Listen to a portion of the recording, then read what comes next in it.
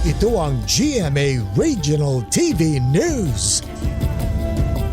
Balita sa Visayas at Mindanao mula sa GMA Regional TV. Nasawi si Dueñas Iloilo Vice Mayor Amy Paz lamasan matapos aksidente o manong mabarilang sarili. Cecil, kumusta na yung investigasyon?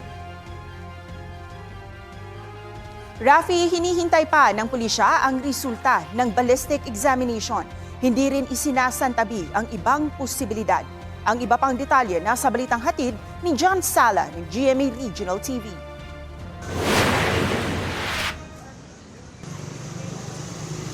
Habang nag-aayos ng gamit si Dueñas Iloilo Vice Mayor Amy Paz lamasan Martes ng umaga sa kanyang bahay sa La Paz. Itatago sana niya ang isang 9mm pistol. Pero bigla raw itong pumutok at tinamaan ang kanyang tiyan. Isugod pa siya sa ospital. Sabi ng kanyang pamilya noong Martes, maayos na ang kanyang kondisyon at nagpapagaling sa ospital. Pero ilang oras bago ang pagpapalit ng taon, nasawi si Lamasan. Humihiling ang pamilya ni Lamasan ng privacy.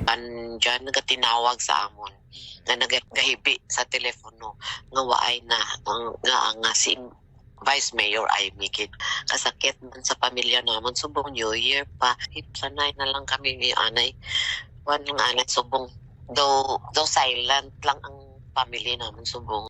Sa investigasyon ng pulisya, ang live-in partner ng vice alkalde na siya ring nagbigay ng statement sa pulisya ang nag-iisa nitong kasama ng naganapang insidente. Nais siyang isailalim ng pulisya sa paraffin test. Partner ko ni Vice Subong na padalhan ta sa request for paraffin test. Ano ko na sa mga ibrahon ta Subong.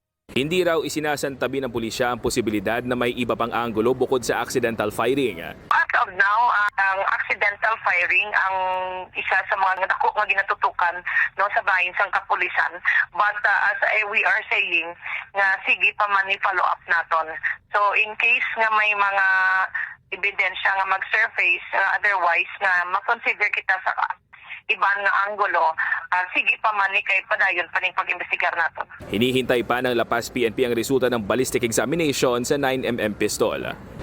Hinihintay rin ang kumpirmasyon ng Regional Civil Security Unit kung ang vice alkalde ang nagmamay-ari ng baril.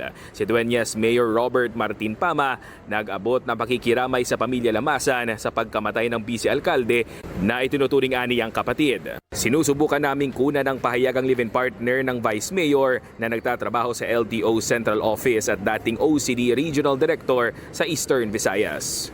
John Sala ng GMA Regional TV, nagbabalita para sa GMA Integrated News.